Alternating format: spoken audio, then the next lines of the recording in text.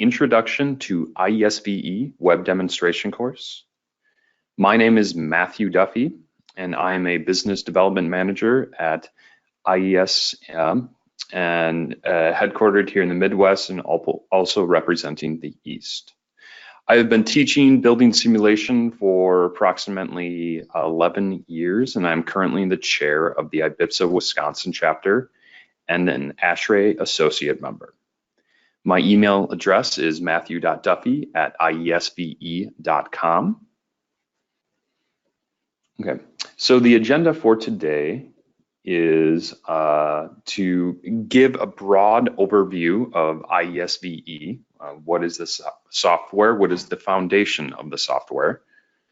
And start to get a grasp for the language and the nomenclature used with IESVE. We will then jump into the demonstration using IESVE with many different aspects, specifically the introduction to IESVE, location and weather, geometry, suncast for solar and shading analysis, envelope, internal gains, HVAC system, auto sizing and loads and load calcs, and annual simulation and results. Without further ado, we will begin the introduction web course. Okay, IES is Integrated Environmental Solutions. This summer, we are celebrating our 25th year anniversary, committed to sustainable design and sustainable software solutions for the built environment.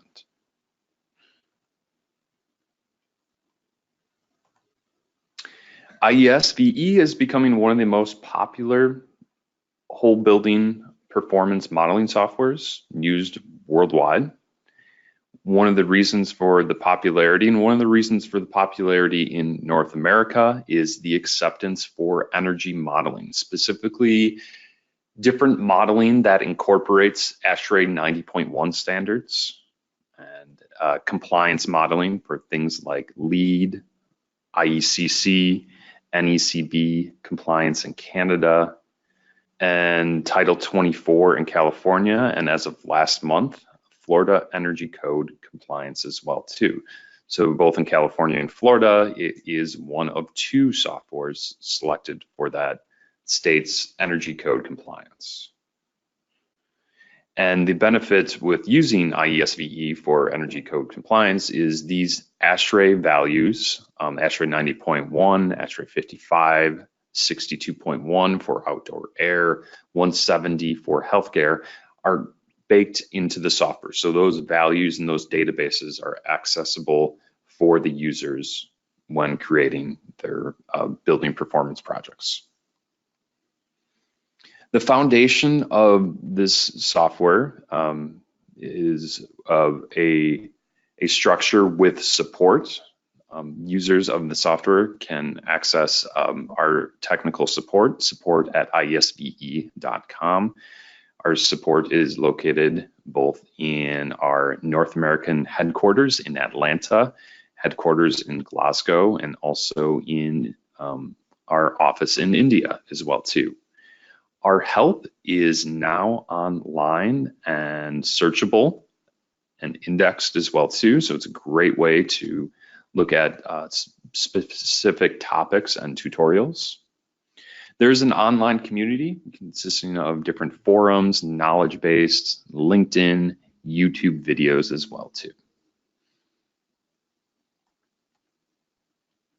There are different training opportunities, including getting started with IESVE, including this demonstration here, many different training courses around these states, usually before or after major ASHRAE or IESVE events.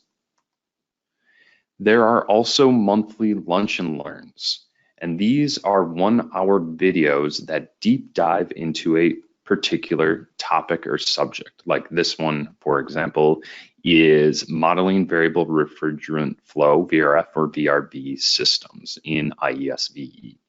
The cost of these are a little to no cost, or indeed free for some of these videos as well too. We also provide dedicated web-based training and project QA/QC, and we have the discoveries, technical articles, and blog as well too. So that's kind of the gist of the foundation of the software that we provide to the users. Now I want to go into the important concepts with IESVE and what type of software it is and what it does. So I like to think of IESVE as an application-based software, such that, and I'll show you on a subsequent slide, there are different applications to perform different types of analysis or different types of tasks. So there are also navigators in IESVE, and the concept of a navigator is to provide a workflow for the user to guide them through the different applications to accomplish a specific task or a whole building energy modeling or compliance model as well too. There are many different tools available throughout these applications and navigators as well too. So tools can be accessed via the applications, via the navigators or the menus or the different buttons across IESVE. So these are the fundamental building blocks of this software, and we will deep dive into many of the different applications and tools to input data into our model and to analyze different aspects of our model as well too.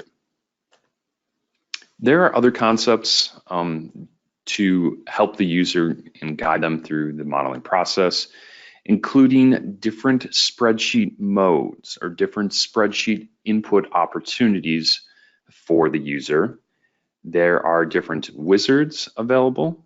Specifically, we will look at the geometry wizard and the HVAC wizard, and automatic reporting opportunities as well too.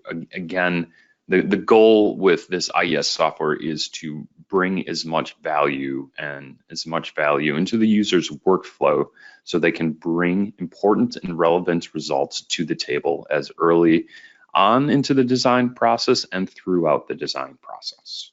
Okay, so I like to think of IESVE as an application-based software.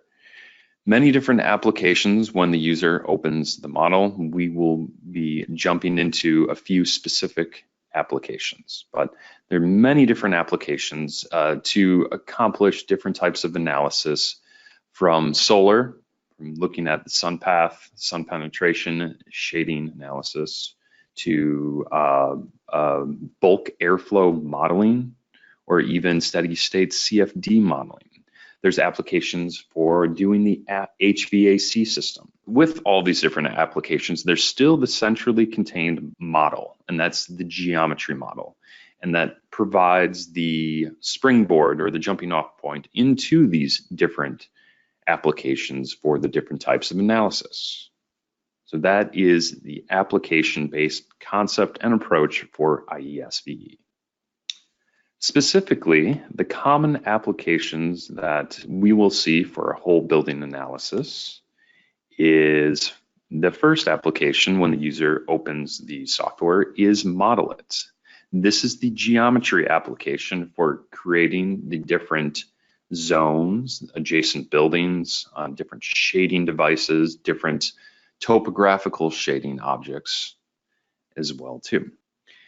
There is Suncast, and that is the application for solar and shading. There is the application Apache, and this application contains all the thermal information, all of the thermal data going into the rooms, spaces, the buildings, the thermal physical properties of the envelope. And this application is also responsible for doing the calculations and simulation. There's Apache HVAC. This application does the HVAC and HVAC equipment sizing, the different controls for the HVAC system, And Vista Pro. Vista Pro is the output and reporting application. There are many different tools, features, and graphical output displays, and also many different automated reports as well too that come out of the Vista Pro application. There's also one of my favorite applications that is accessible through the software. This is Model Viewer. This is the rendering application to be able to view your geometry in a more realistic manner in this rendering application, to see solar shading, sun path angles, different topographical shades and adjacent buildings as well too. For example here, the Suncast application, we're doing the solar and shading analysis. This uses the Suncast application and takes the results to that model viewer, a building rendering application.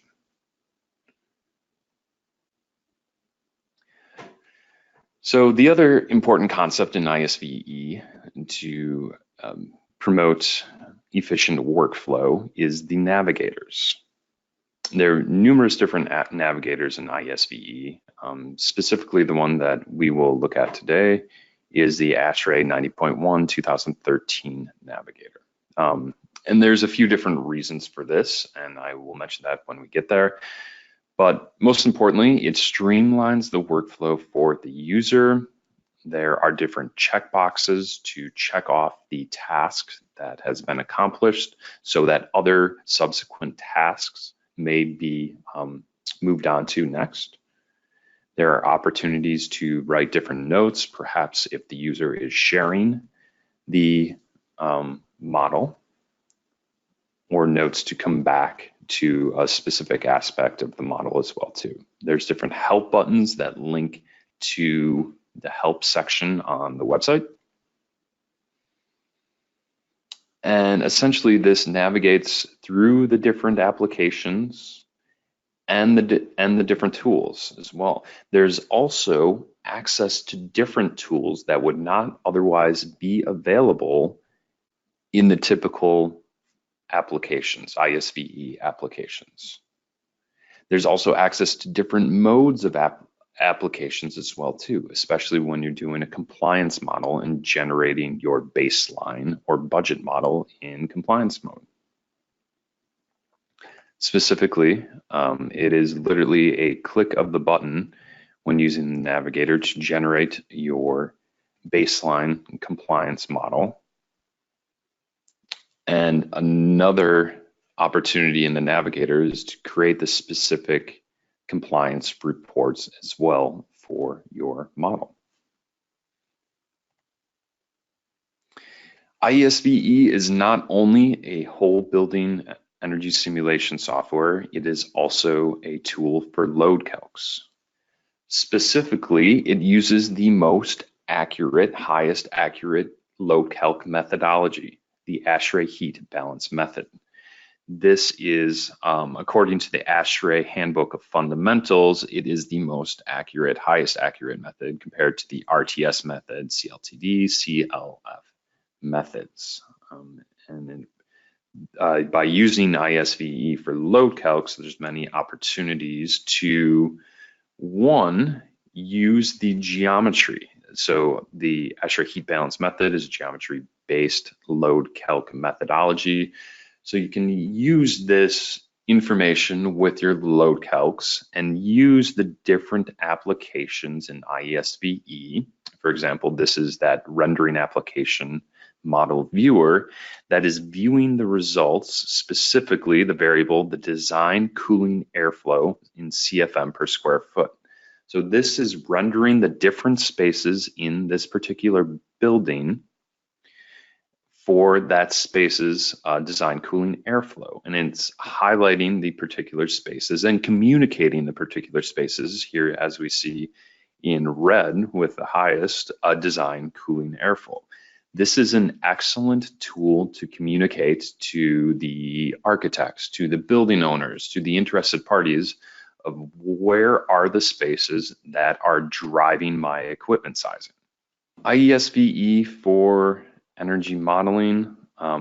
There's many different code compliance and many different auto-generated reporting for using IESVE for energy modeling as well too. Numerous different automated outputs from detailed building energy performance outputs to customized graphs that the user can do in Vista Pro. There is a Python API that not only allows the IESVE developers to develop these tools for more efficient workflows for users, but there's also opportunity for the users to use this Python API to create custom output reports with their results from their projects as well too.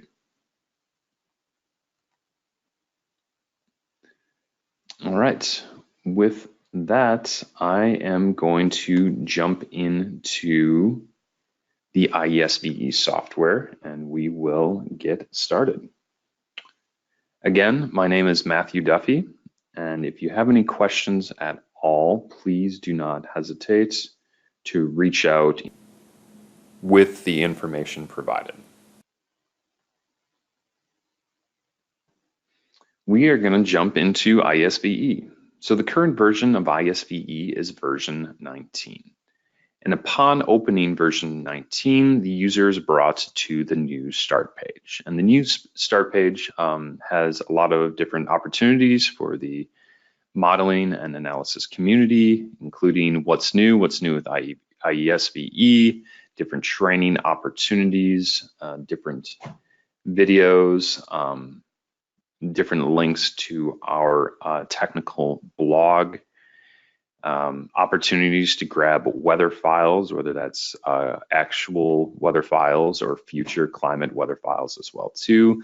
Links to our knowledge base, user guides, community, social media, LinkedIn and YouTube, but also in the lower left side of the screen that you'll see here, there are pinned weather locations. Okay. So in order to get started in IESVE, there's a few different ways where a user could approach this. So they could start with a new project. I'm going to click on new project on the right here. And there are a few different options for a new project. I'll briefly highlight all of them and demonstrate some of them as well too.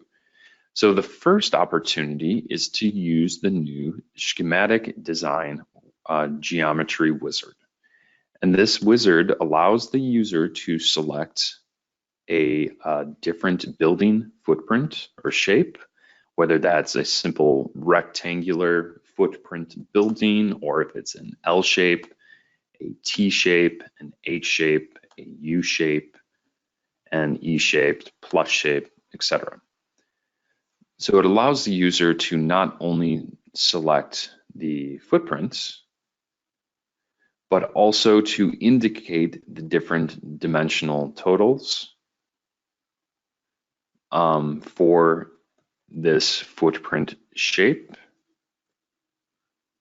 I'm going to change some of the footprints on this.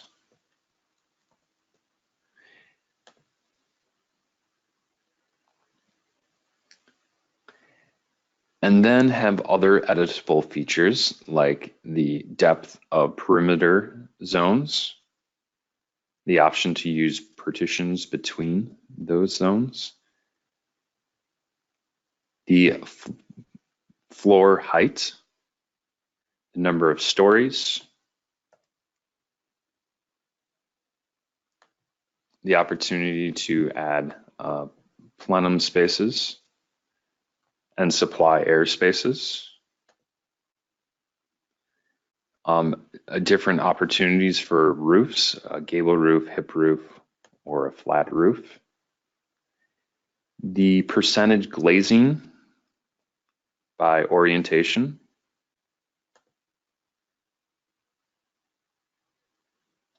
location and weather as well too.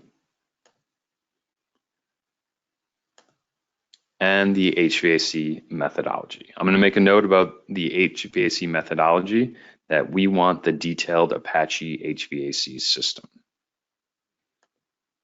Apache HVAC.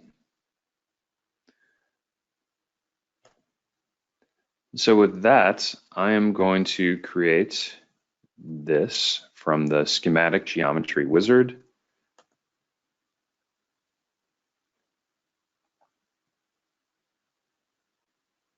And bring it into IESVE. Upon bringing this into IESVE, we are taken to the Model It application. This Model It application is the application for implementing and editing geometry. So as I want to note at the top here, I am in plan view.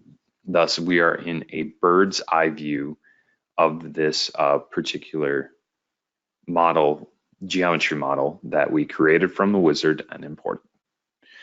So at this opportunity, I want to take a moment to share that at any time when you're creating or editing geometry, you can take this right to the rendering application and view the rendering application in Model Viewer. So by clicking on the Model Viewer button, I am taken to the Model Viewer rendering. I can rotate around, look at the different footprint of the building, the different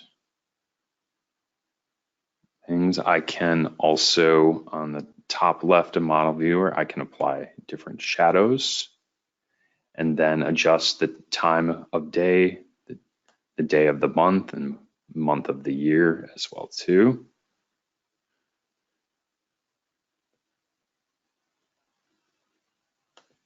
I can turn on the solar arc for the sun path. I can also send that in motion as well too.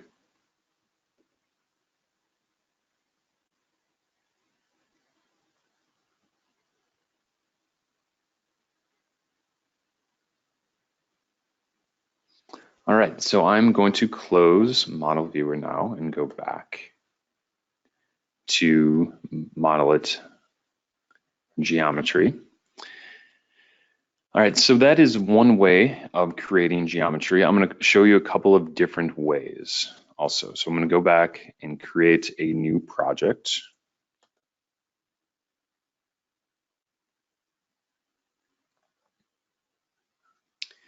And go down the list here. So we created from the geometry wizard. There's also an option to create from the starter geometry.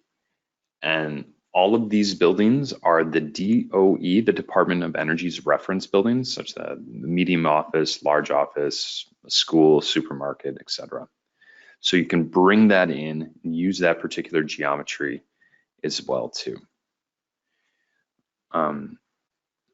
You can, if you create a project and save a particular template, you can start from a template that uses that previous project's template if you want to perhaps start from scratch. You can also create from a BIM file as well too. I'll quickly demonstrate how to do this. IESVE allows the import of a BIM file in the format of GBXML or IFC.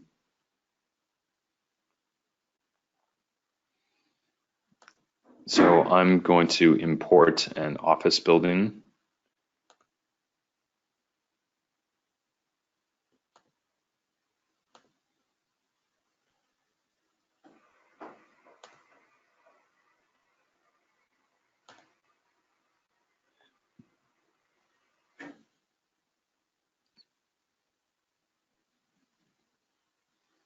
And when importing that GBXML file, There's a couple of different options, what to import.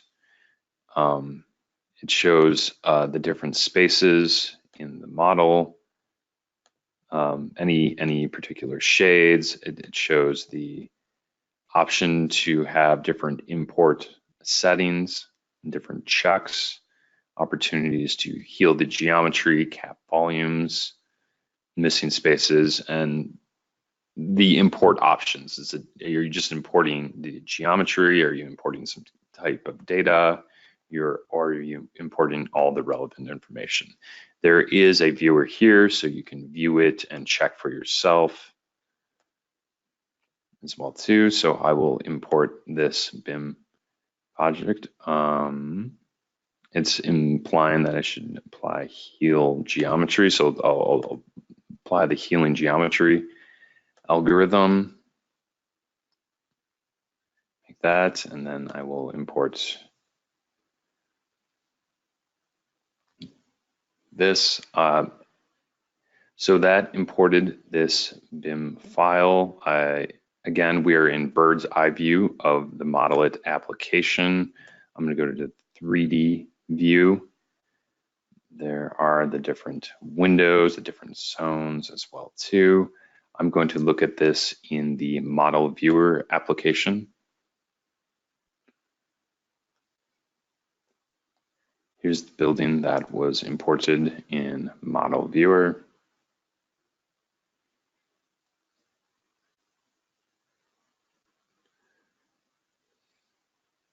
Okay. So I do want to mention a word of caution for importing BIM files. This was a very clean BIM file that I imported. However, it's getting it a model from the architect is not always this clean. I'll use that adjective because many architects include all of the different architectural features and different thicknesses and everything. So as an energy model and an analytical model, we simply need volumes. So most of the volumes have been simplified into the specific volumes for the analytical model. Thus, we were able to import it here into IESVE via the GBXML format. Okay, so I'm going to show you another common workflow that users can use. So I'm going to go to essentially have no starter geometry. And I'm going to go to the bottom and make sure my HVAC methodology is selected to Apache HVAC. That's more common to use Apache HVAC here in North America. And it's also going to demonstrate the new HVAC wizard as well too. The app systems or the simplified Apache systems is a more simplified methodology that users can indeed use as well too. So I'm going to create this project. And start with a clean blank slate. However, I'm going to import a different BIM file, a two-dimensional CAD file, to use that to implement my building.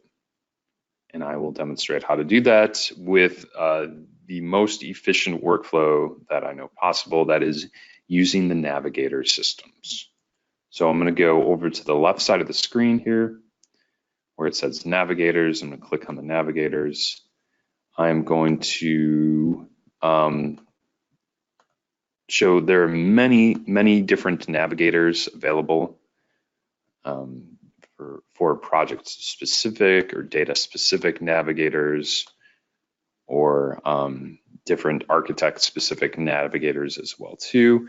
But in order to have access to the numerous different ASHRAE values, profiles, and systems, I'm going to use the ASHRAE 90.1 2013 navigator. This breaks up the workflow into the important steps, the preliminary data, and the envelope, the space, zone, thermal template data, load calculations, generated baseline, HVAC, any other input data, simulations, and then the subsequent results. It is a great and efficient workflow to go through IESVE and have the appropriate information, data, tools to guide the user through the different aspects of building energy performance modeling. So I'm going to go to the navigator here on the left. There are some steps that are absolutely necessary when using the navigator and some that are completely optional. The workflow concept links to the help page, which mentions the concept of the workflow and the workflow navigator. Most importantly, the next step that we need to do is the site location and climate. So I'm going to click on this, and this is going to pop open app locate, and that's the site location and climate information. There are a few different things that need to be populated: the site and location data, the design weather data, the simulation weather data, and optionally the simulation calendar as well. Okay, a great way to shuffle through this is using the wizard. So I will demonstrate how to use the wizard and shuffle through this. So I am going to open the site location. I'm going to go regionally here in the Midwest to Chicago O'Hare Airport location. It has the climate zone, latitude, longitude, height above sea level, and fuel factor as well too. Okay. So I am going to click next, and it's going to take me to the design weather. And the users have the option to use the ASHRAE database. So I'm going to use the ASHRAE database. It looks at my location, Chicago O'Hare weather, so it's going to grab that design weather from the ASHRAE Handbook of Fundamentals. So I click Acquire Design Weather. It informs me that the design weather has been successfully acquired. I click OK. Next. Then the Apache Sim weather file. There's a couple options. I can collect from the database, or I can view the nearest to site. So I click that, and it brings open the TMY3 weather file for Chicago O'Hare International Airport. I can also use the select, and it has the list of the different weather files that I have in the region. Upon downloading and installing IESVE, there's numerous different proprietary weather files with a .fwt extension, but you can place any weather files in the shared weather directory, and they would be accessible and viewable through this tool here.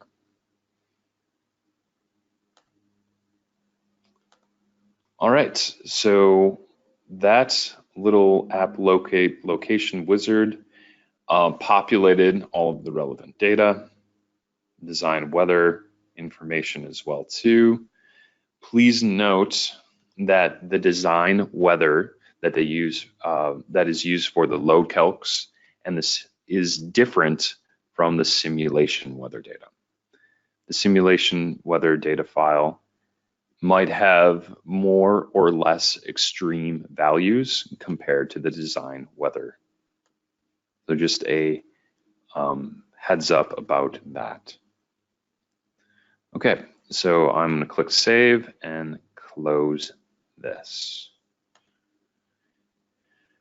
And go back to the navigator and check off that I have indicated site location and weather. So now towards the bottom of my screen, I see the little globe icon where it says Chicago O'Hare International Airport, ASHRAE Climate Zone 5. I can always go back and double click on that little globe and they'll bring me back to app locate.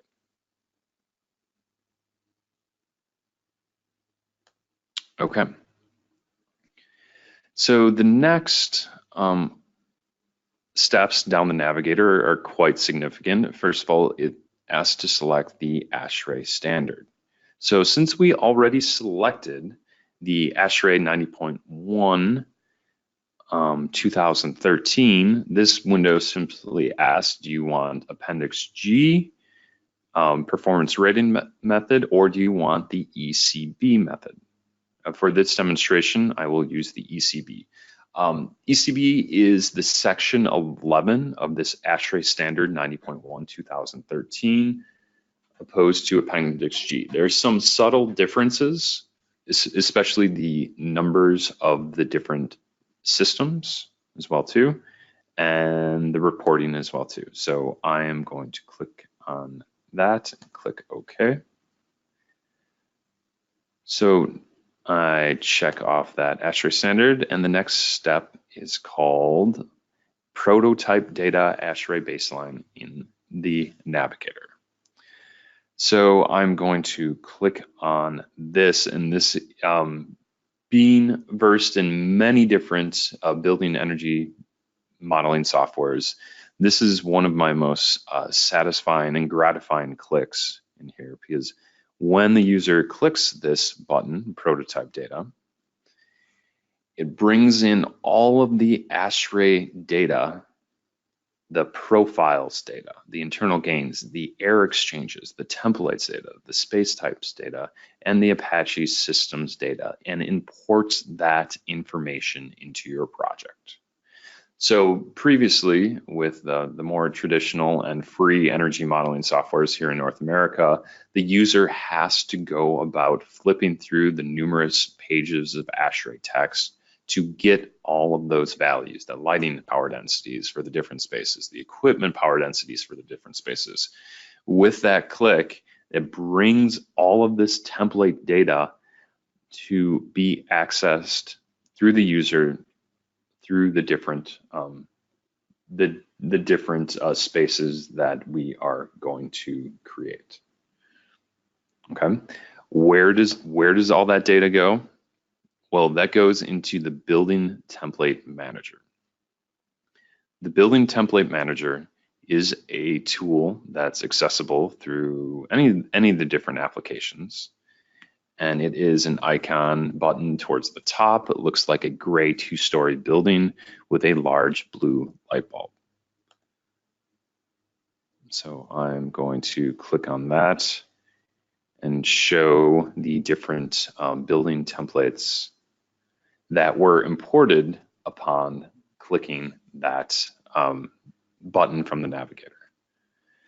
So all of these in the list of these different thermal templates here in the Building Template Manager is the list of the many different building area method or space by space method space types from ASHRAE 90.1.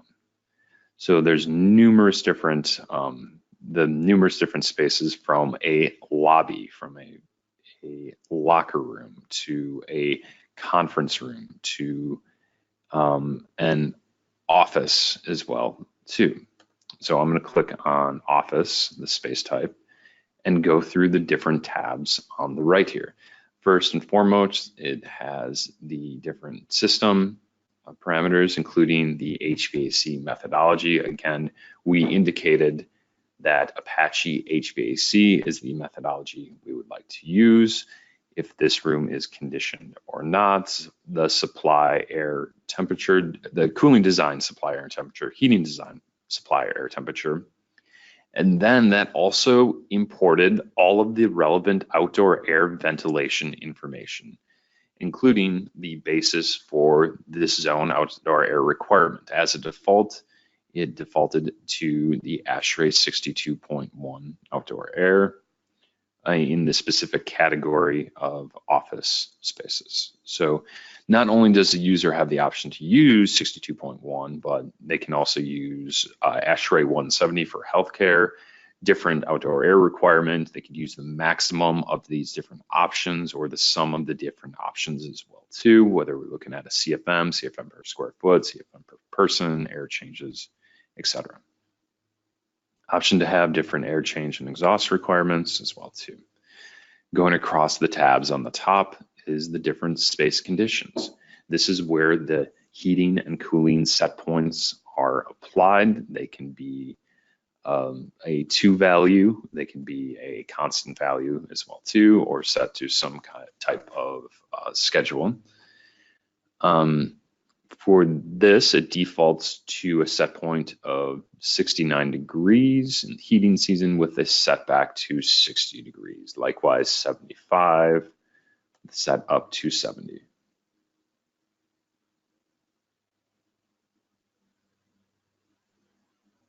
Okay.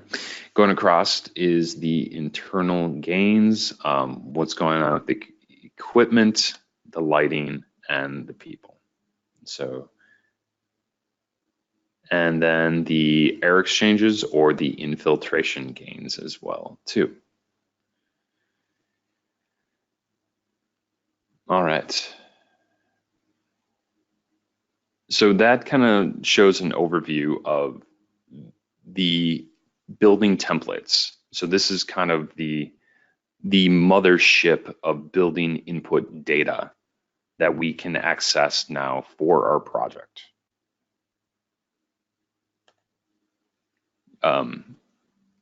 Also, another common theme with IESVE, we just looked at the building template manager, but you can also look at it in tabular format as well too.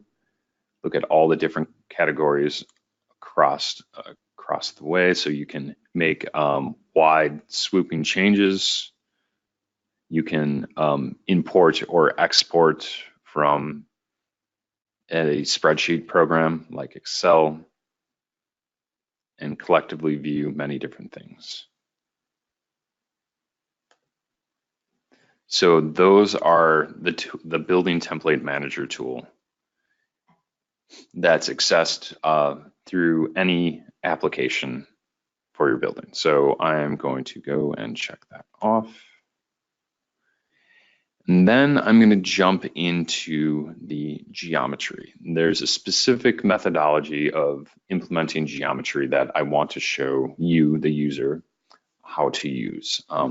It is a common workflow that is used, is to use a two-dimensional CAD file. The geometry application that we are in is called Modelit. And Modelit is an excellent geometry tool that has been under development for, over 20 years. So the tools are quite good at making these analytical different spaces.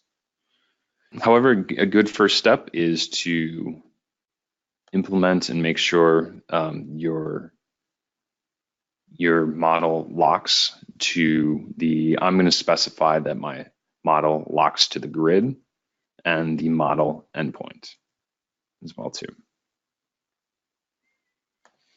I'm going to save this project as well too.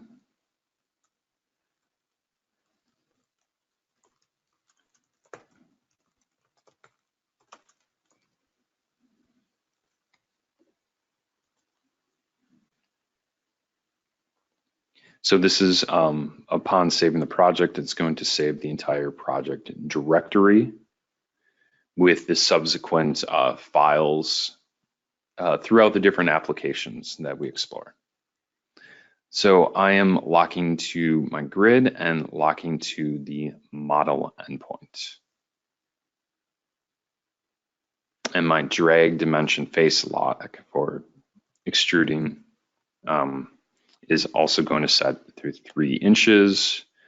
I'm going to the settings in the navigator, and I'm also going to have my grid settings also be 3 inches. In my opinion, for this, for many different projects in this example, locking to 3 inches on this grid here would indeed be appropriate.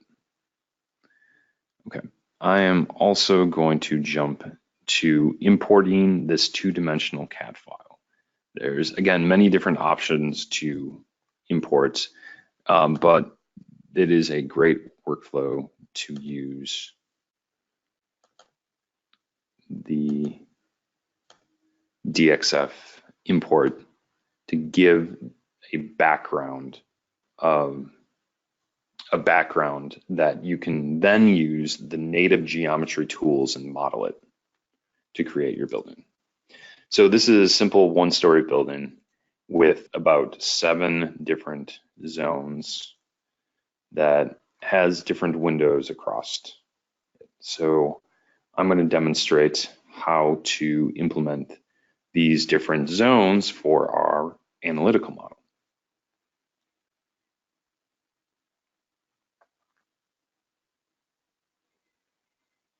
All right, so first and foremost is I'm going to use the Draw Prism tool. And that is a tool that looks like a yellow cube towards the top right of Model It. I'm going to click on that and notice how it opens a window. So there's some relevant information that it needs in order for the user to make this shape for the analytical model. So again, I'm just going to reiterate that we are in the Model It application, but working through the navigator. We're in bird's eye view or plan view. I just clicked on the Draw Prism tool to open this shape settings window. So it's an opportunity to name the shape whatever you would like it. I'm going to call it and keep it a room for right now. And the object type, there are numerous different object types. It could be a building space, thus it would be included in thermal calculations, an adjacent building, which would be considered for shading, a topographical shade, which is an object that would be present in both the baseline and proposed, or a local shade, which is considered a local to the proposed building that would be considered an energy conservation measure and not be applied to the baseline or budget model. I'm simply going to keep it a building space. I'm going to specify a plane height, the plane of this object at the 0 plane. The height or depth of this, because I'm simply going to be drawing a rectangle, but it is going to have the depth, which will be applied and in this value field, which is 12 feet. Okay, so I'm going to zoom in here with my mouse until I see the grid. So I'm linking to the grid and I am making my zone from the inside of my external wall to the middle of my partition wall in order to get the correct net square footage of this building. So I click again, and now I have my first space. So again, I can go out of plan view and look at this in 3D axonometric view. I can also open up the rendering application called Model Viewer and look at that simple 3-dimensional shape that I just created.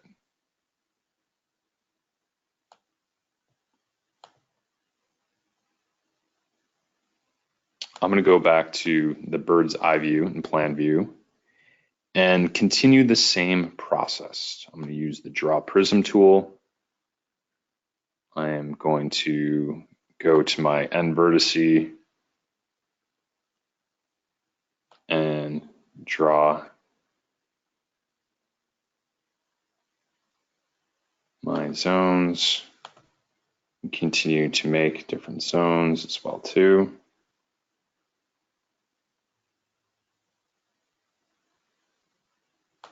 I'm looking at a question in the chat. It says, can you type in dimensions rather than dragging geometry? yes, you can indeed do that. You can use this, this box up here to do so. This workflow simply works well for me.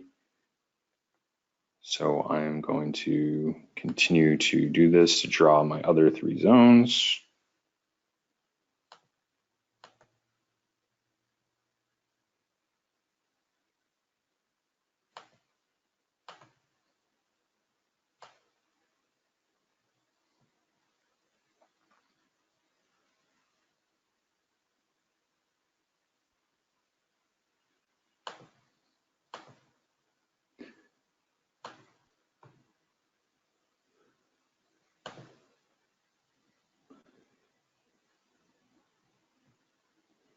Zoom out. So there, I have my 7 zones. Now I'm going to look at this in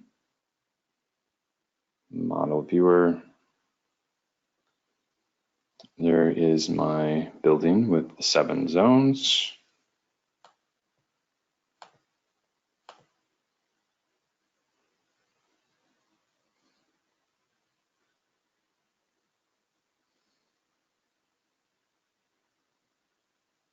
Okay, so next I want to show you using the same, using the same application here. I want to show you a couple of different ways and quickly to make windows for your building. There's many different ways. There's multiple tools that you can use to do so. So I am going to use different zones for examples to do this. So the first tool that I want to show you is the Add Window tool, which is the yellow cube or prism with a double hung window and a narrow. So I'm going to click on this.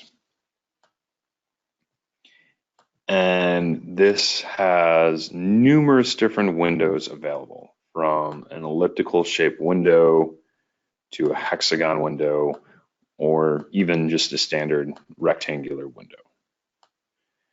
So this tool has important values to specify the base height, the width of the window, and also the height of the window.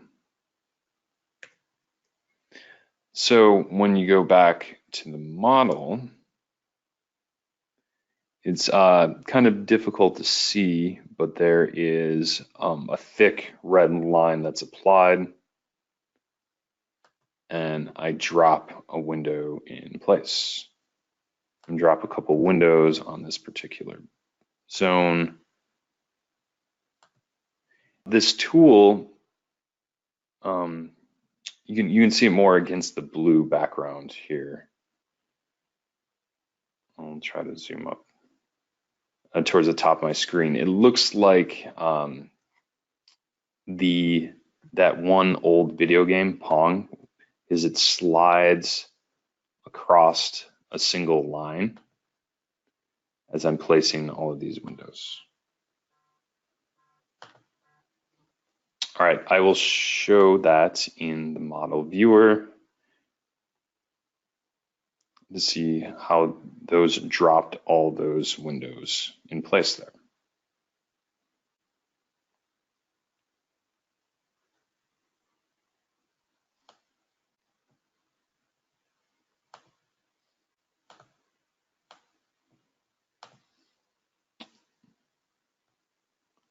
Okay, so that is one way and a quick way to implement different windows.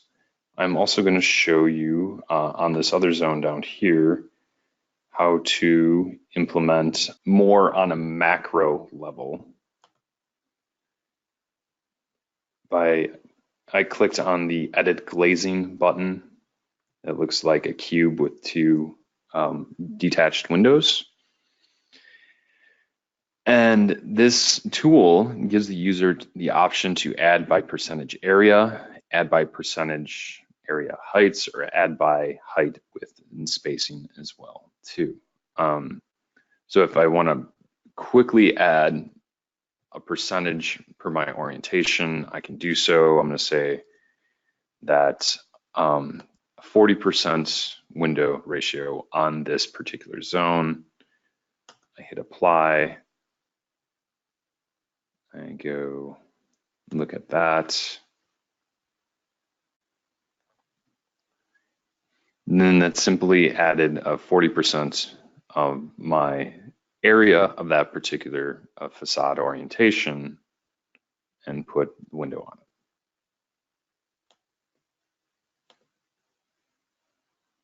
Another quick way to add is this other button called Add a Window Door in Plan View. So you need to be in Plan View here in Bird's Eye View. You need to specify the height of the plane and specify the height of the window. And then the user is responsible to go to the exterior wall and draw the width of the window.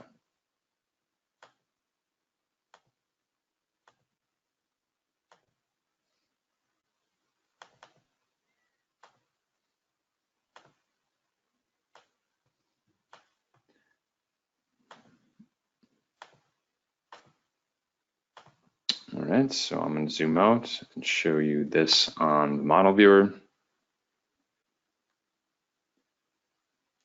So I simply drew the width of the windows and by specifying the height and the base height that implemented those on that particular facade. Due to the time purposes, I'm just going to quickly add some more windows.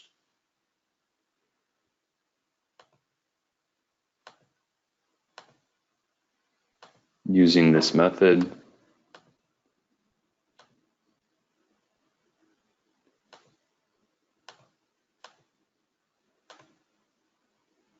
And for this last zone in the northeast, I'm going to simply apply another 40% window to wall ratio.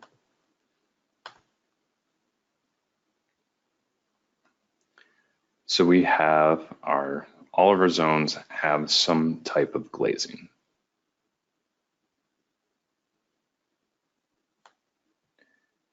Excellent. I'm going to save my project.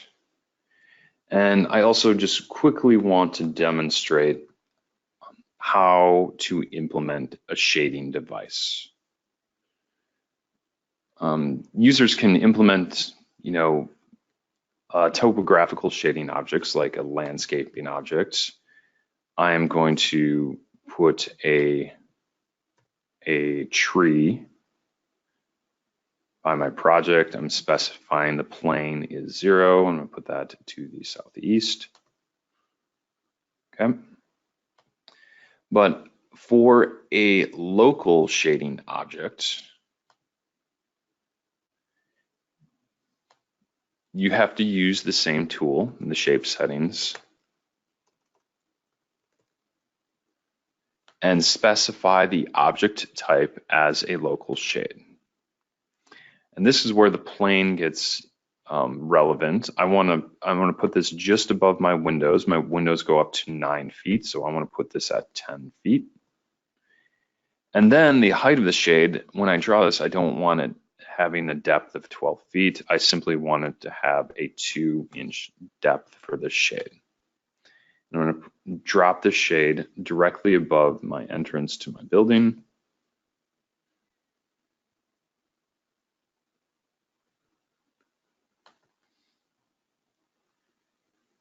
And I'm going to look at this in Model Viewer. There is my shade in light green. There is my tree.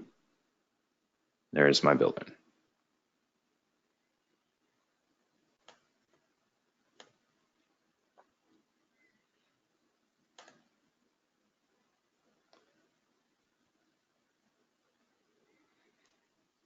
Okay. So that's all the time that I wanted to spend today on geometry. So again, to recap, we looked at a few different ways to implement geometry in IESVE, whether we're importing a BIM file, using the geometry wizard, using the starter geometry DOE reference buildings, or as the workflow that many users prefer, the import a two-dimensional CAD file and use the native tools in Modelit to create. So our next important step down the list here after building geometry is the space room group assignment. Okay. So this pops up this tabular space data. And this is another common theme with IESVE is to have this spreadsheet. And the info button says here that click here to return to the space geometry tab group. So before I go into this, I want to say in many different applications, there is a spreadsheet button that will take the user through different information about the particular space data. So if I click here like it says, it refers me to the appropriate application or the current application that I'm in, the information about this. So I have the space basics, the space areas, space openings, space groups, and space counts as well too. So I just briefly wanted to mention that and go to open the space room group assignment from the navigator. So this is an important step because it's going to group my rooms or my spaces that I have here in a particular group. So I'm going to assume that this is mostly an office building. So I'm going to apply to all my spaces here in the spreadsheet mode that it's space by space method is the grouping scheme. Also with 90.1 is the option to do a building area method as well too. So it has the option in the previous column for that. So right now I've grouped all of these particular spaces as zones or as office spaces. However, I'm going to assume that this space is going to be a conference room. So I can just select that one space and click on that space room group assignment again. And instead of clicking office, I'm going to change that to conference room.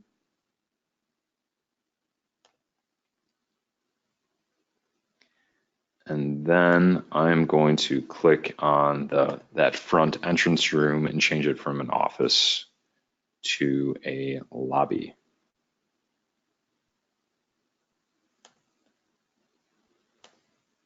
Okay, so now I have all of these rooms grouped. I have a few offices, a lobby, and a conference room.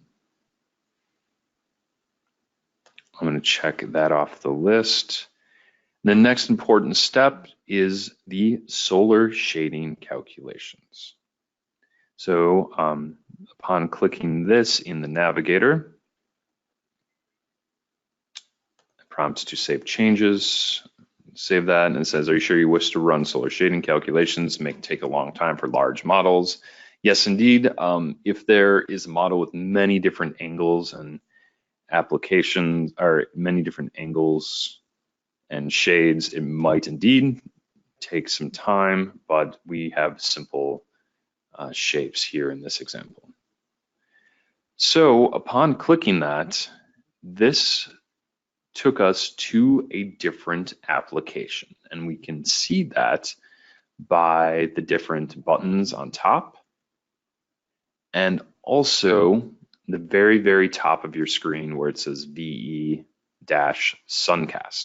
This took us to the Suncast application to run a shading analysis. Over in the browser tree to the left has some more information as well too about what is in the model. We have our different model, our different rooms, our shade, and our trees. There's an option to use different images, and there's an option to implement an analysis to quickly simulate an analysis as well too, which I will show you to be able to render the results on your particular model to kind of view the high intensity solar spaces. So I just got a message that that is done. I'm going to load those results.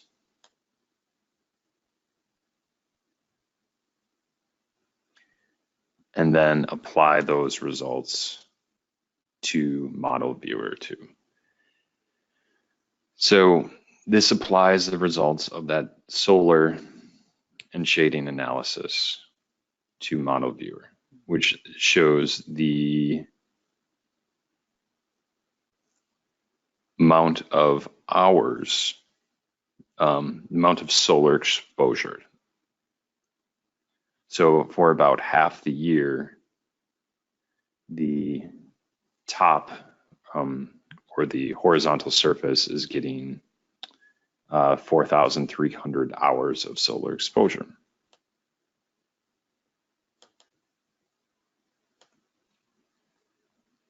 All right. So that covers Suncast in a nutshell, and I'm going to keep on going here.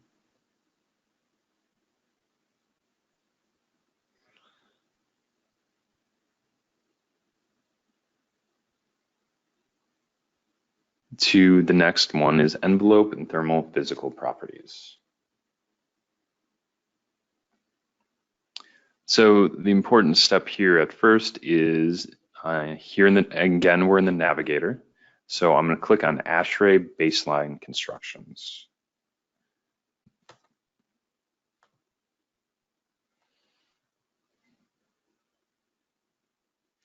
And this pops up a window to implement the building type. I'm going to indicate non-residential, and vertical glazing is metal frame fix. So this is to help specify the baseline building. So baseline constructions imported. Okay, so now with the proposed constructions, there are a couple of different options. First option in the navigator is to import the constructions from the ASHRAE assembly wizard. So this gives an option to import different ASHRAE assemblies for a wood frame, a steel frame, a mass wall, metal building, and import those. So that is definitely one option. And upon closing this window, the user is brought to the project constructions window. So this is a couple of different things. One, as a default, we're brought to the first tab of the project constructions window, and that's the assigned thermal constructions for this particular building. So these are essentially the default constructions that when a user creates a project in IESVE 2019, this is what they have. They have an external wall that has a U value of 0.046, a roof with a U value of 0.0317, and a window with 0.29, like 0.3 U value, okay? So these are the default project constructions, and they live here in the project constructions window. You can look at all of the constructions by tabbing through the different tabs here and looking at the different selections available. Okay. So to get more information and to deep dive into the details about these, a user can double click on that gray ID.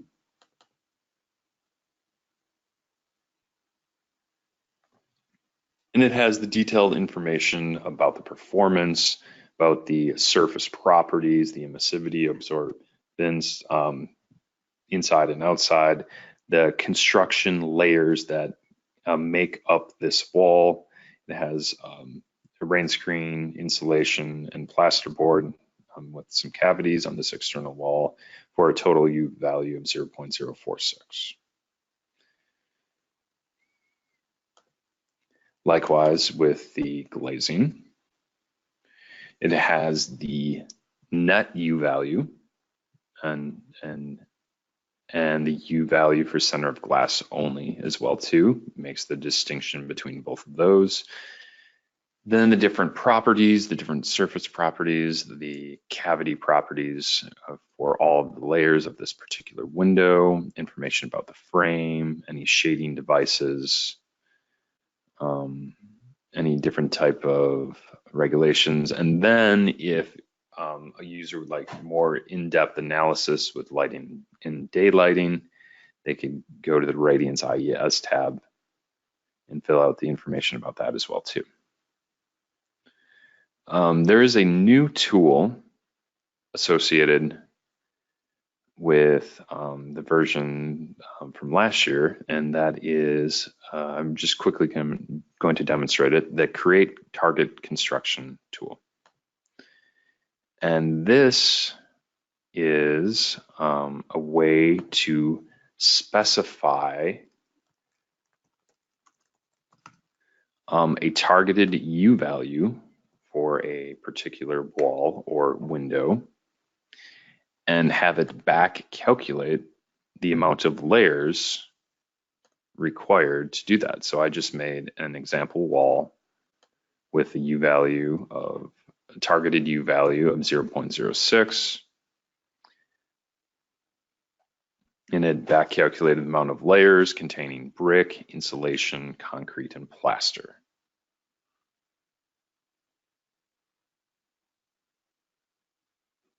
Okay.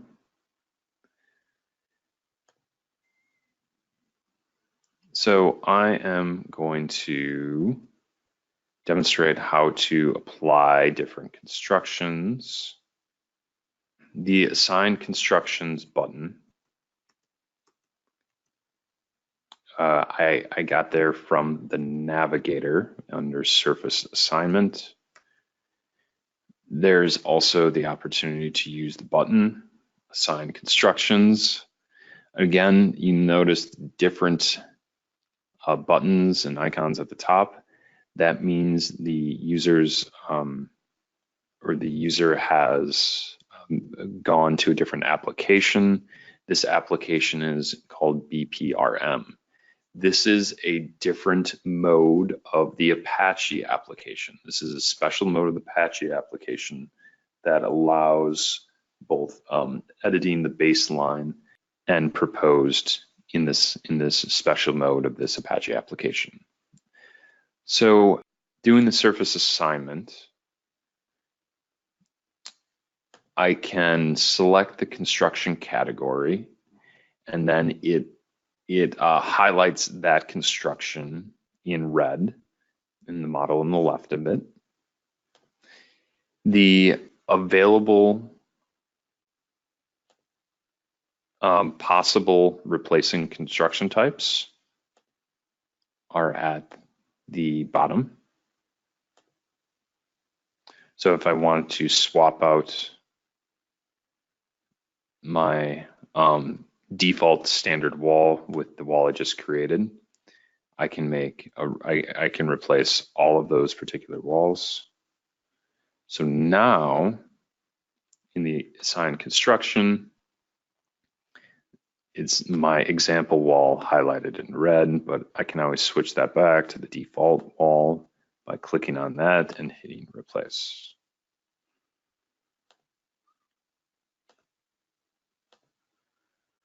Okay. If I wanted to do one particular surface, there is a concept to go down a level of composition. So I'm at the room level now. I can move down to the space level or room level, and you'll notice on the browser on the left, it is brought down into the browser tree with all the different surfaces in this particular room. So if I click on one particular surface and then go to Assign Constructions, it highlights that particular constructions, and I can change my example wall or change the default wall with the example wall I made. So that concept is called moving up and down levels of composition in IESVE. You can also visualize the different constructions.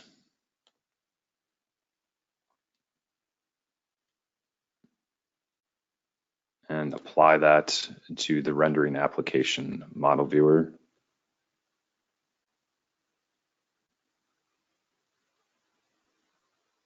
And since I only indicated one zone, I only see one zone.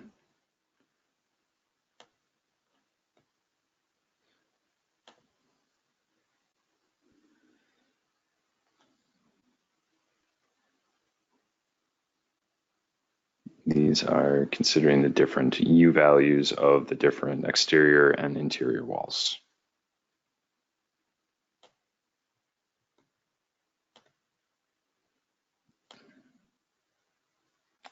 Okay. So again, that is assigning construction and envelope in the Apache application, but in the BPRM of the Apache application. So we want to keep on moving so we can get a simulation and some relevant results. So the next important step here is going to be under the space zone thermal template data. This is called space classification. And this action says this action will apply templates to the matching space types. Please be aware that any previous edits to the lighting power densities, equipment power densities, occupancies will be reapplied. However, this is our first time applying these. So with the click of the button, we are going to apply those templates that we imported into this project to the space types that we indicated. Remember, we have 5 different offices, a lobby, and a conference room. So clicking yes says the templates were successfully assigned. So now I can click on a particular zone and I can go to the query button, which is looks like a cube and a question mark. And it says that this is a general office space. Here's the particular information about it with the HVAC methodology, outdoor air, space conditions, internal gains, etc. Okay. So also the common theme of ISVE, here's another tabular space data button that allows the user to look at these different inputs in spreadsheet mode. So I'm going to click on this and I can select one room like I have now, or I can select all my rooms and have and look at the different information.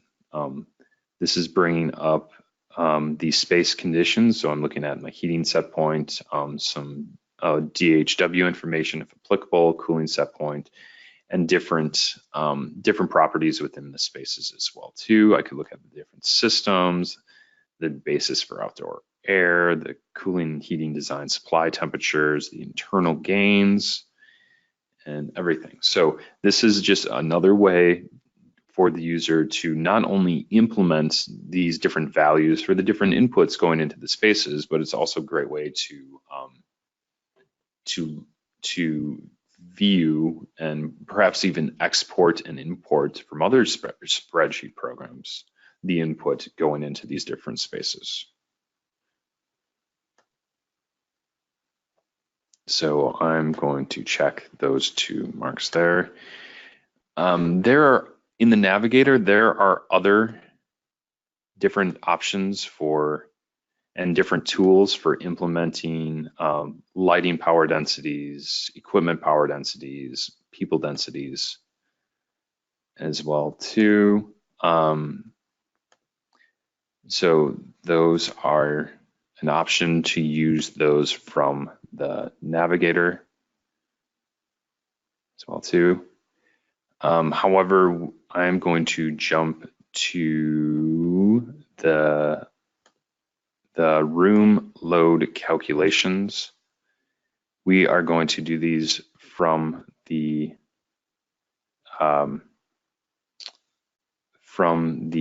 new HVAC design wizard.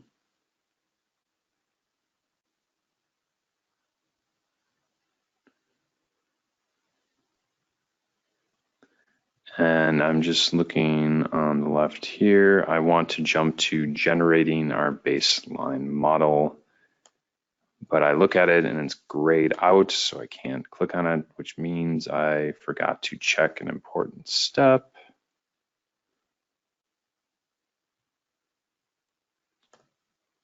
Yes, ASHRAE baseline constructions. I needed to check that. Okay, so I have that checked. And now I'm going to generate my baseline model. So again, we have this proposed model that we created. It has the topographical shading with the landscape, the tree. It has the local shading. So let's watch what happens when we click that. It's going to generate the baseline model. And now in this same application, we're in the BPRM mode of Apache. The dropdown now says ECB budget. So I can go to the budget or the proposed and look how it toggles on and off the local shading device on that front lobby space. And since it's a local shade, it was not included in the baseline because it's considered a proposed energy conservation measure. Okay, so I'm going to continue down the list so I can demonstrate the new HVAC system design wizard. So after generating the baseline, I'm going to check the box here. The first button that comes up is syncing proposed set point data to the baseline. I'm going to click yes on there and do that, then click OK. Then back in the navigator here is the wizard-based workflow. So this is a very quick way of implementing your HVAC systems for the proposed and baseline that has 5 fairly simple steps that I will demonstrate right here. The first is a general setup and zoning.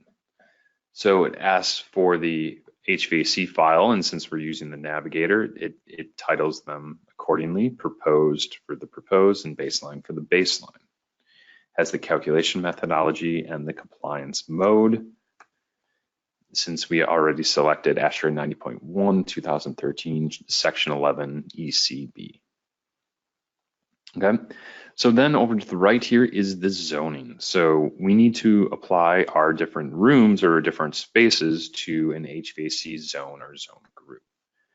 So an easy way to do that is to select, click, drag, select, then drop them up to the appropriate HVAC zone. So as a default, there's one called AHU1. If you wanted to make more or different HVAC zone groups, you could click on that button and make a new one with the add new zone group. So I'm just going to use that existing AHU1. I'm going to bring all my zones up there. So what that did is that made a single room per one thermal zone. So I have all of my rooms here as one thermal zones. There might be occasions where you have multiple rooms on one thermal zone and you would have to select the master or the thermostat room for that. So likewise, I'm going to tab over to where it says baseline. I'm going to do the same thing. One room per thermal zone. Okay, so I have that. I have my proposed and baseline zone. I'm going to click next. So the next step 2 of 5 is the proposed airside selection. There are many different airside systems available right off the shelf, ready to plug in to this model. Specifically, you can toggle off your package terminal units, single zone, VAV, fan power boxes, CAB, dedicated outdoor air or DOAS system, underfloor air distributions, or radiant heating and cooling.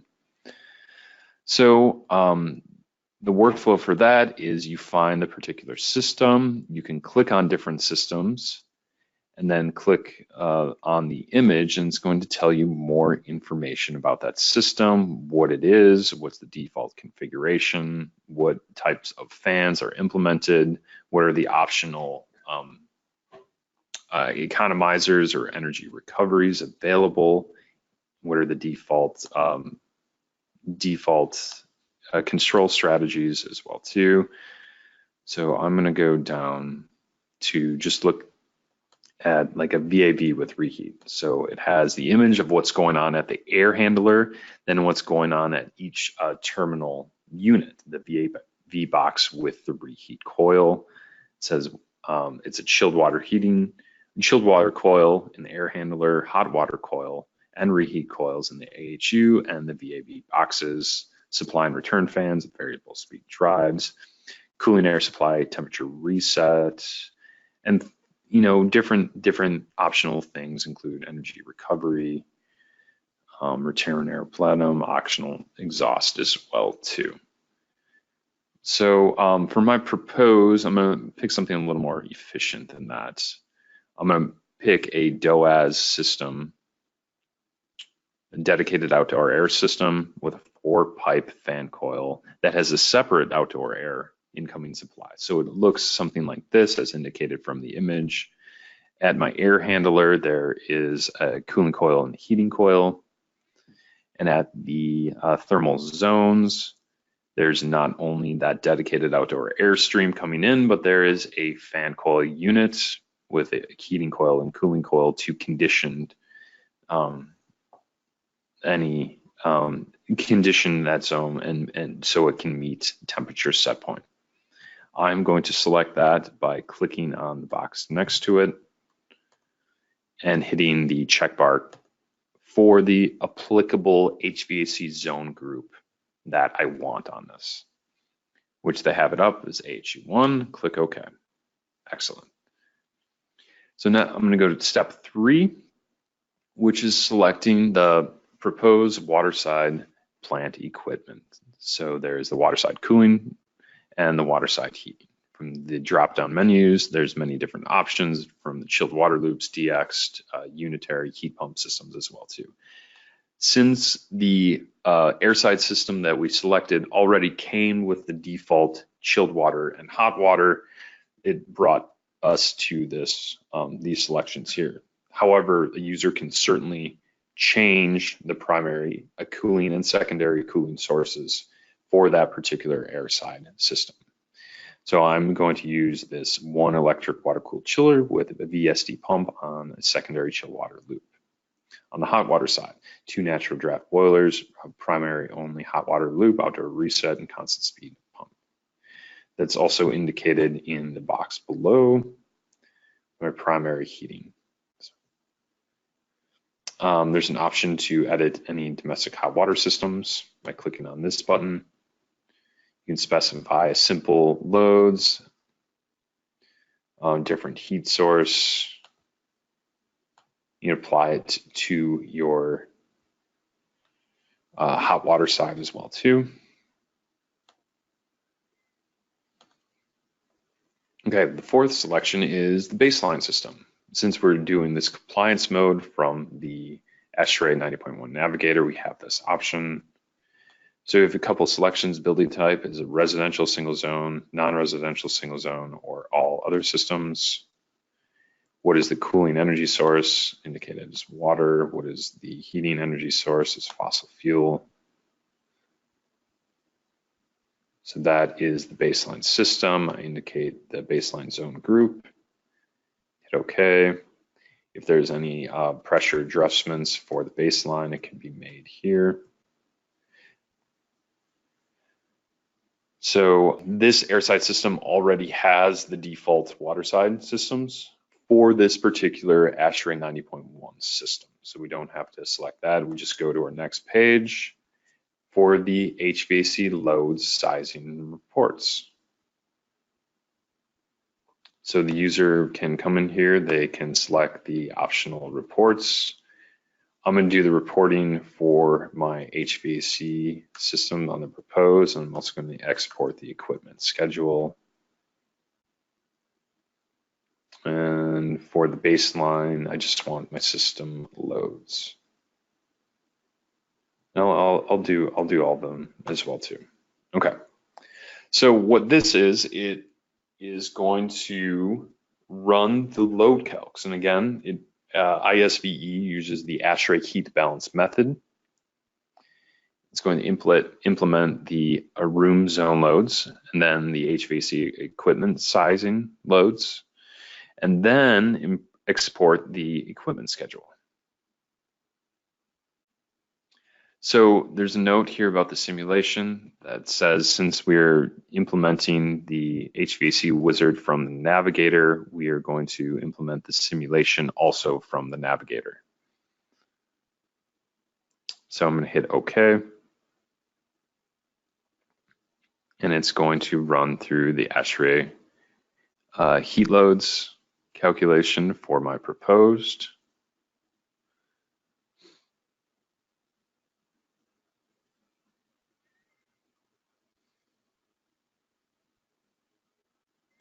And then run the script that creates the auto-generated report for those loads.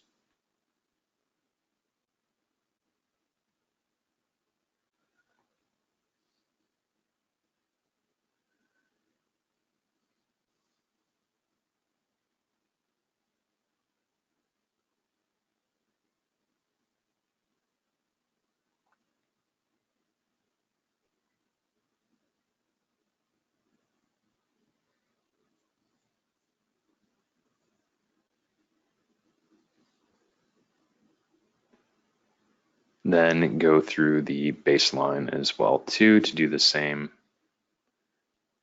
room loads and then the HVAC equipment loads.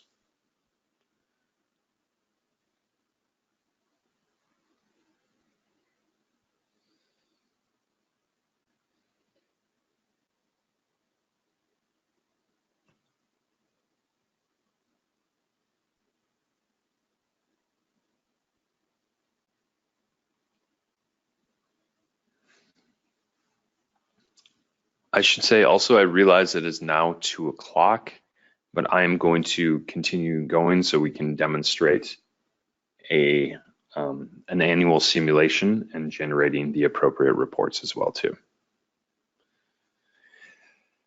So upon completion of all those loads and all the reports, the user is brought to this other application called Vista Pro. Vista Pro is a great application for viewing the different outputs with many different types of results files. It could be results from our solar analysis, could be results from our room loads, could be results from the HVAC equipment sizing as well too. All right, so I just want to show you the content manager. So there's an alert that popped up in the bottom right that said the new content has been added. I'm just going to show you the different reports that are generated upon implementing those different selections in the HVAC wizard. First is the room zone loads report. And I'm going to open this up in my PDF viewing application.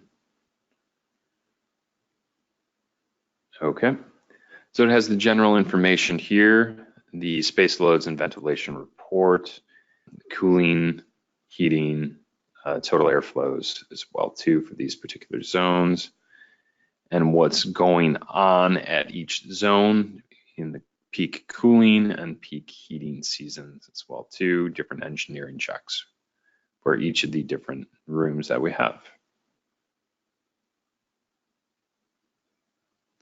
Likewise, the proposed, as noted with the _P, I'm going to look at and open my proposed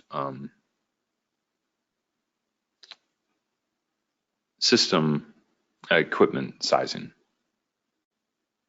So here's general information, peak load summary, general, then chilled water and hot water loop sizing and capacities. I'm looking at both the cooling capacities and GPMs, pump powers, boiler capacities as well too. More information about the loads on the space, loads on the coil as well too. Different engineering checks, square foot per ton, CFM per square foot, and heating and cooling as well too. So that's what was our HVAC equipment sizing. And I just want to demonstrate quickly. It's literally after we do the auto sizing, it's literally a few more clicks in the navigator to do an annual simulation. So I'm going to go back to the navigator. I'm going to go to simulations, energy simulation. So upon opening this from the navigator, it allows the user to select a simulation for both the proposed and the baseline. So I am going to select that. The default results file name, it's a P underscore for the proposed. Just a couple of things. I'm going to link to the model. I'm going to enable Suncast for the shading analysis. I'm going to enable Apache HVAC. These other things I do not need on. So I'm just going to make sure enable Suncast and Apache HVAC is linked. There's an option to run your simulation. If you don't want to run a full year, if you just want to look at a week, you can certainly do that. You can increase or decrease the time step accordingly. There are different output options. If you want to look at things like conduction gains breakdown, things like that, then you can specify each room as well too. So I am going to simulate, and I'm taking advantage of the IESVE parallel simulation that allows to break up the simulation, as I indicated, in 3-month segments and put those on multiple processors on my machine here. So after you run a simulation, go to Vista Pro, the output viewing tool. That is an excellent tool for looking at many different variables, many different aspects of building performance and building energy. The flow of Vista Pro works like selecting the files of interest, then go down selecting the category that the user wants to look at. I'm going to look at a breakdown of the total energy consumption compared to my baseline versus proposed model. Then you can select the timeline. How many months, days, or hours do you want to look at? And then what chart or how do you want to view that? Do you want to view it in the chart? Do you want to view it as monthly totals?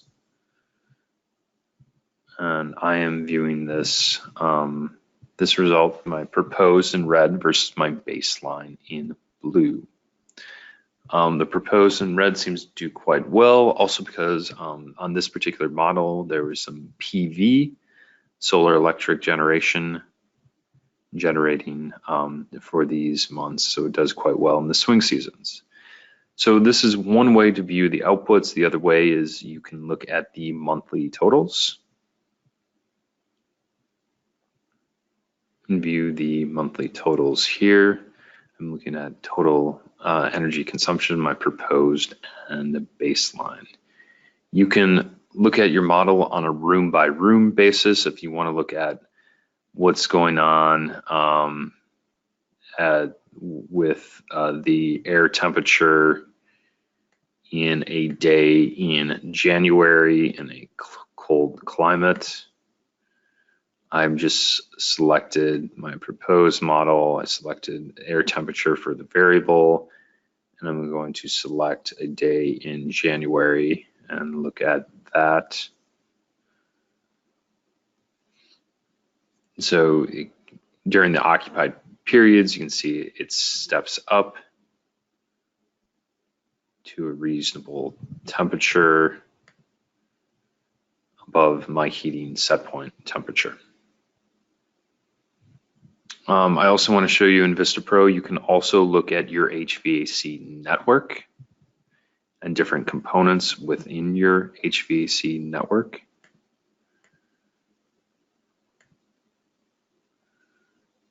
So let me get this chart out of the way. So here's my HVAC network, and there are different nodes in this network that you can look at. I'm going to look at before and after my heating and cooling coils.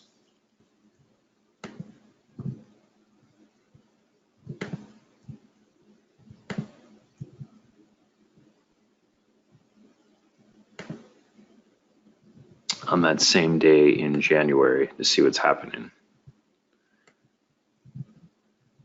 So it comes in around 30 some degrees and it heats up to the supply air temperature of 60 degrees. Again, this is at the air handler coil. You look at a day in July, it might look quite different. You know, the air comes in at 75 to 80, 85 degrees. It's subcooled to 50 or 55 degrees and reheated to 60 degrees.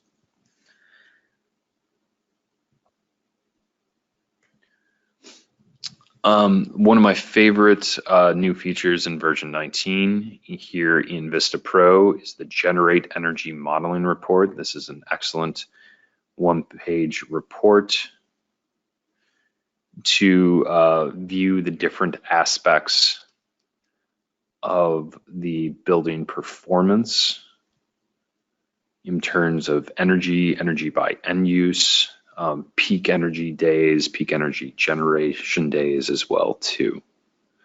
So this is going to auto-generate the report with the appropriate metrics and put that in the content manager.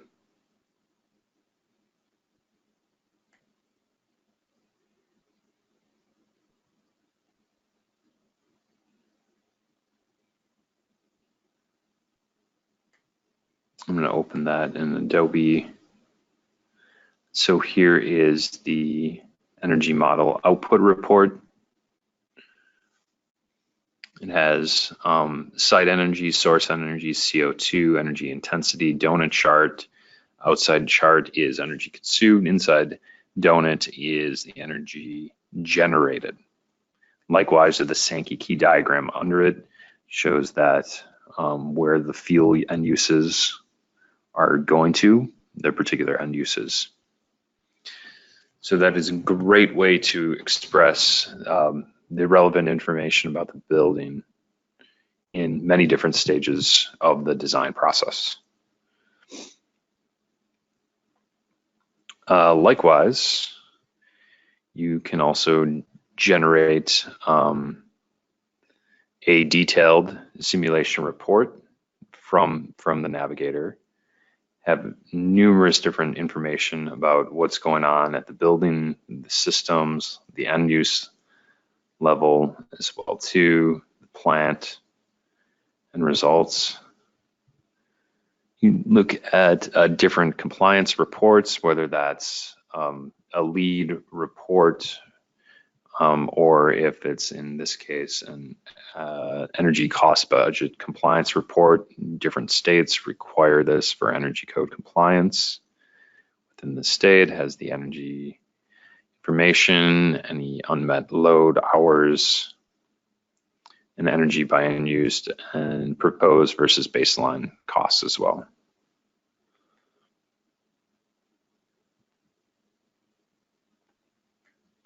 So those particular reports are available from the Navigator ECB report.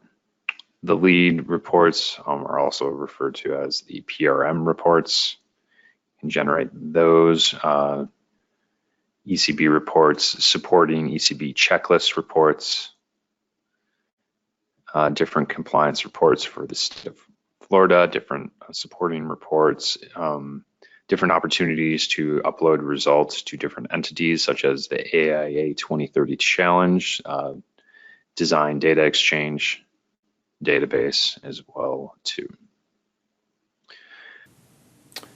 Okay, now that we have gone over output reports, I want to go back to Apache HVAC and demonstrate how to do something like change the COP and perhaps the boiler efficiency.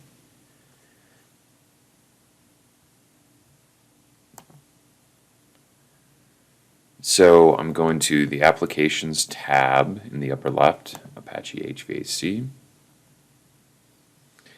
And the HVAC system design wizard might pop up. However, if you simply want to do that natively in Apache HVAC, you can cancel out of this. And in this particular application, it needs to open the respective file. So a user can do that by clicking on the folder button or clicking on the Apache HVAC menu to open that respective Apache HVAC system. So since we created our project in the navigator, in compliance mode, we have the proposed and baseline.asp available. These are the files for Apache HVAC.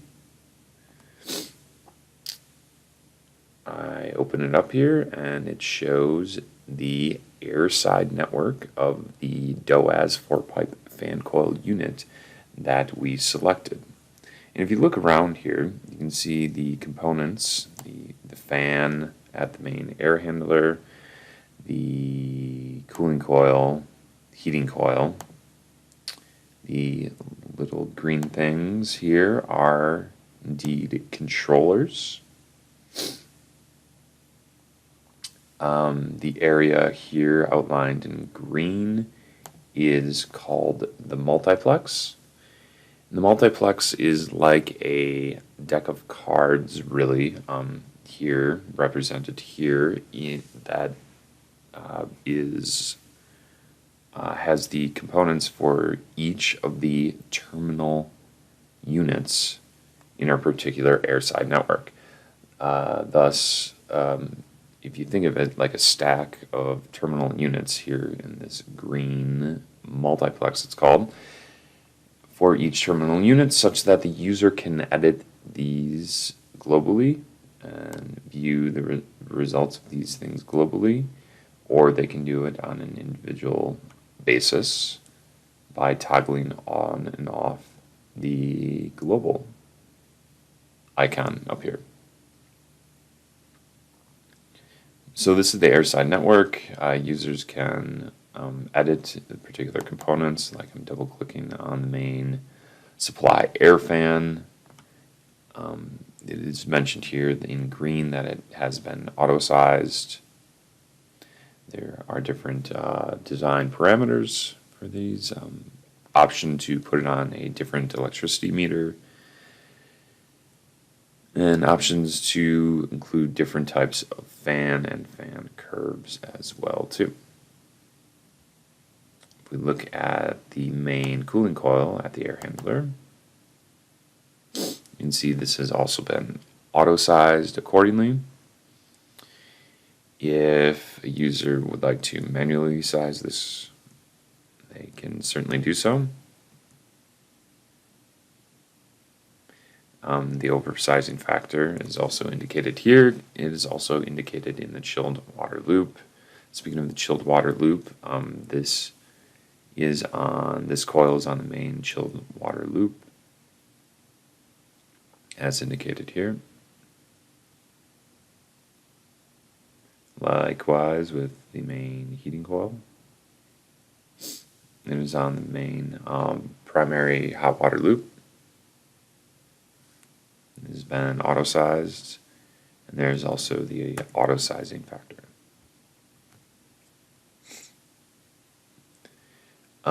This can also be edited via the system parameters, and the user can get that by double-clicking on the green bar at the top of the airside network, or clicking on the system parameters button.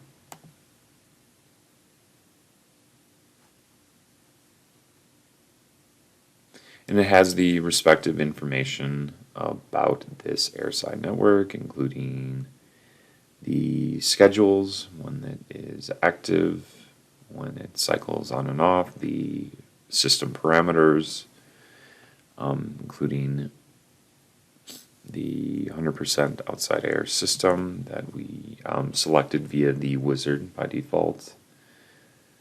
The auto-sized values in green also show up here. The respective cooling coils, main cooling coil, main heating coil, are also indicated here as well too. On the zone level, the values in, this appears to be like a pink or fuchsia color. The values come from the building template manager from the templates for each of these particular zones. And the information comes along and gets passed to Apache HVAC via these system parameters. Likewise, the zone ventilation and exhaust information. And again, this uses the ASHRAE 62.1 as the basis for the outdoor air requirement. There is also that option for ASHRAE 170 for healthcare projects as well too. Zone loads and supply airflows for each of the zones. And again, this indicates which is the current layer or the current zone that we are on. And last, the zone, airflows, turn down, and engineering checks. So these are the system parameters. If any user makes any edits, they can save and exit or assign and exit. Now, how do we get to our heating loops and cooling loops to edit these values? So one way we can do that is we can right click on our main heating coil if we want to go to the heating loop and simply go to loop. Another way to do that is to use the hot water loops icon.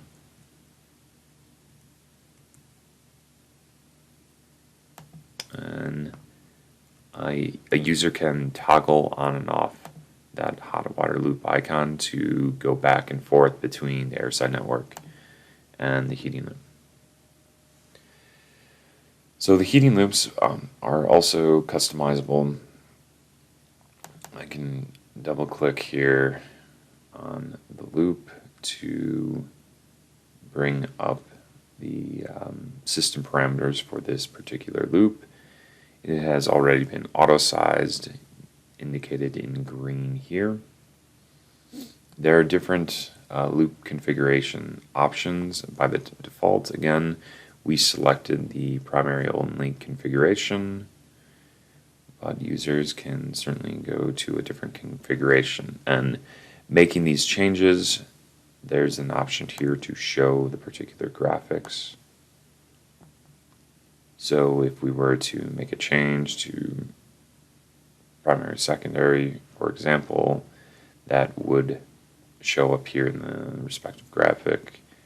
And then also, if using primary, secondary, there's an option to have more options on the secondary loop, such as including multiple loops.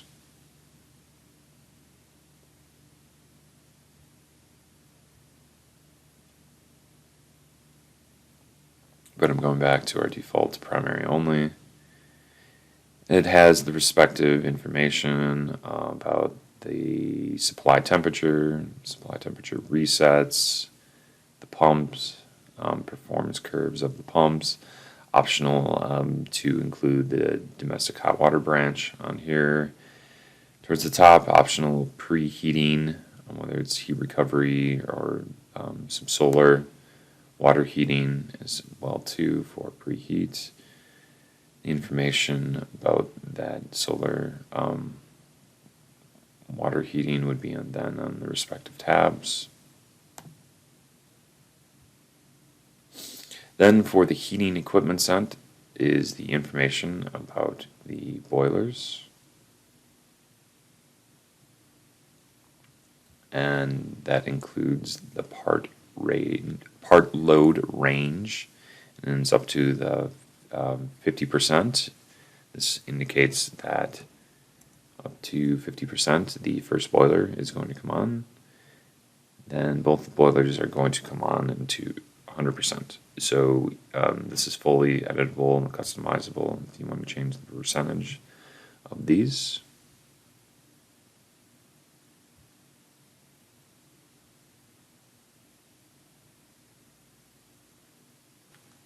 We can also, as I alluded to earlier, we can change the rated condition of these boilers to, if I wanted to increase the capacity or the efficiency of this boiler. I'm simply going to, for this example, I'm going to increase the efficiency, increase that to 85%. Efficiency for these particular boilers. So that's the only change I'm going to make. Right now, hit OK, hit save. So I made that change to that first boiler. I'm also going to make it to the second boiler as well too. So I can also double click on the respective boiler here to bring up that particular boiler properties. So I'm also going to change that to 85% as well too, and then click OK. Excellent. So I've increased the boiler's efficiency. I'm going to save that and go over to the chilled water loops.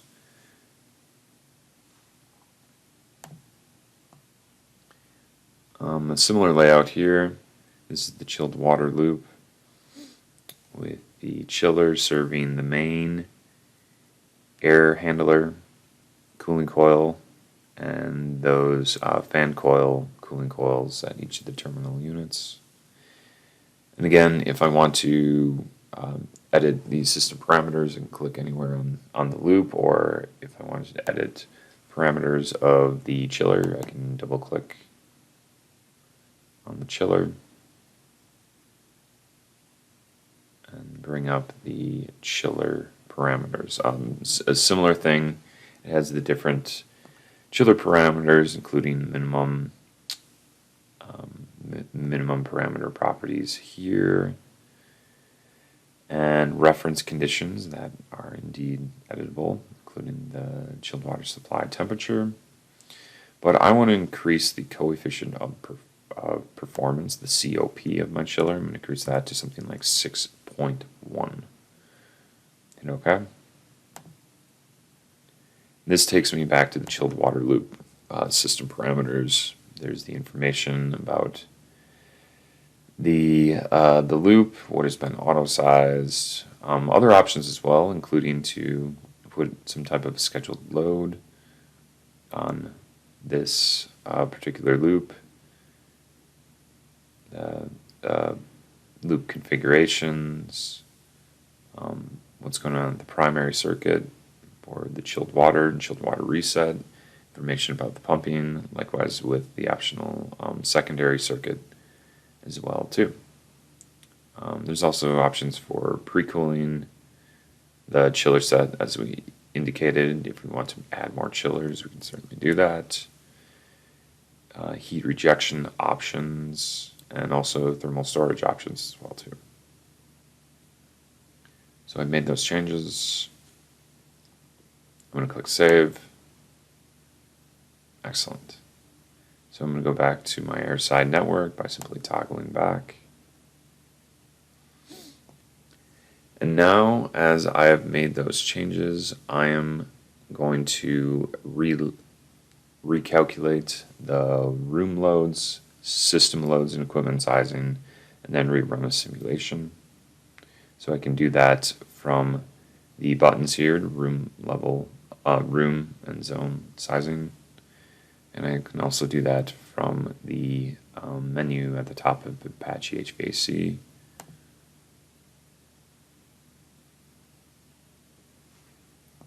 I'm going to name this something like room loads. I'm going to indicate, make sure my proposed is selected for that. On the cooling side, I don't want diversity factors since these are room loads. I want to saturate my game profiles, so all my profiles in schedules go to 100%. There's the option to generate the reports for that, but for this example, I am not going to include that and simply hit calculate.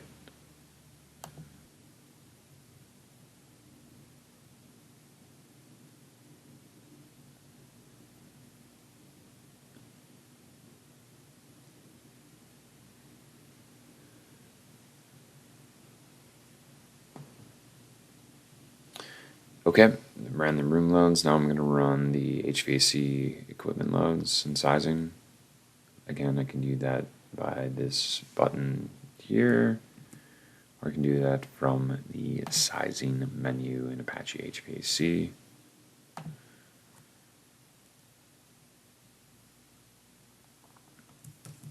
All the system loads.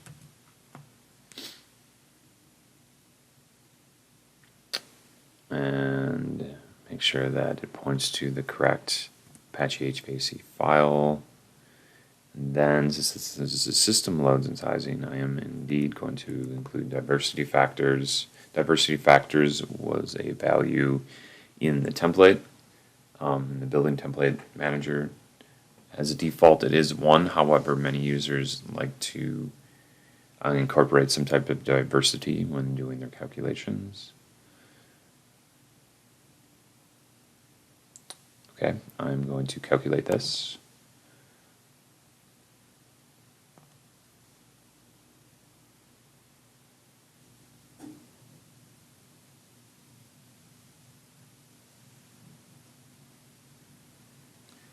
Excellent. So now indicated with this little green checkbox, it says both zone and system level auto sizing have been completed and sized.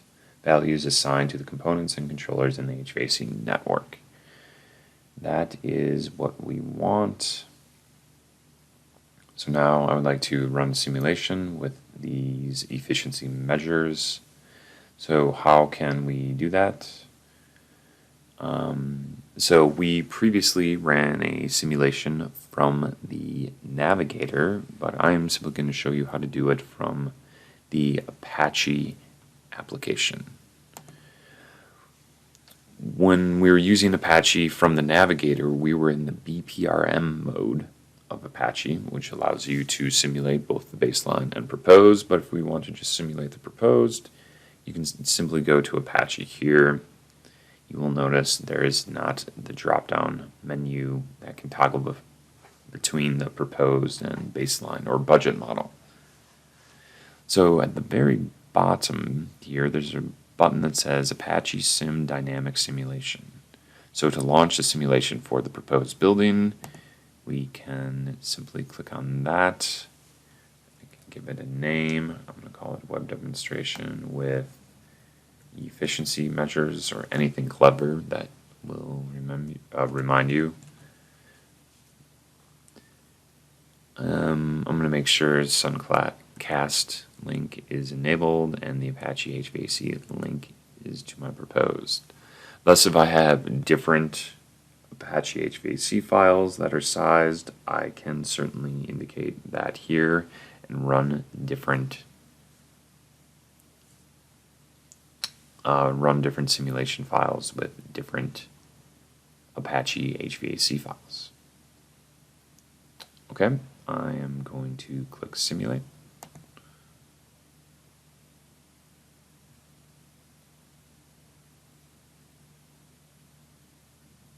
And it is going to run the simulation. Again, I am using the parallel simulation mode and taking advantage of the multiple cores on the machine here.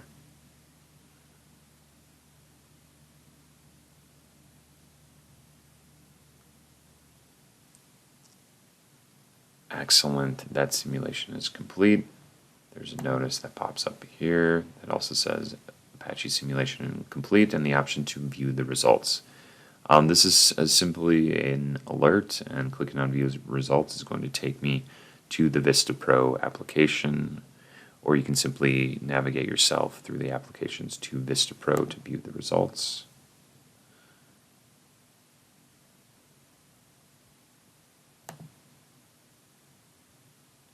So what I like to do is I like to compare and contrast different files or different results files and kind of look at overall building energy.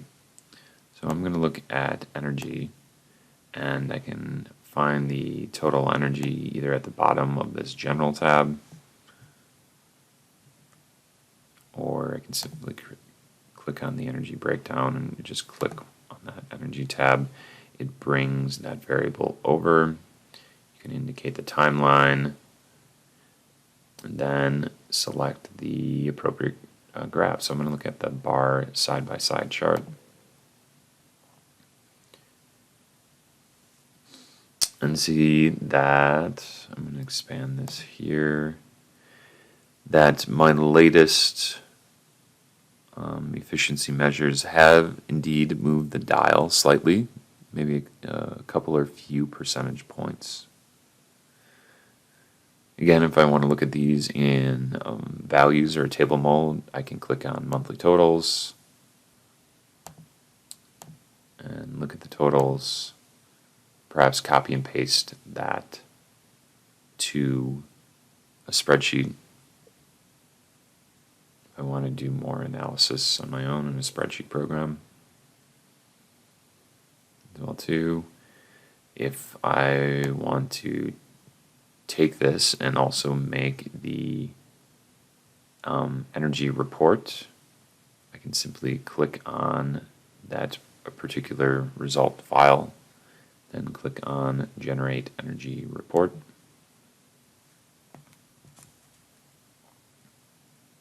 And I can mention the conditioned floor area.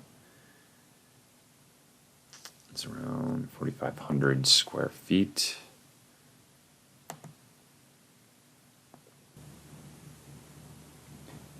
That generates the energy report in the Content Manager. To get to the Content Manager, you can go to the Tools menu, Content Manager.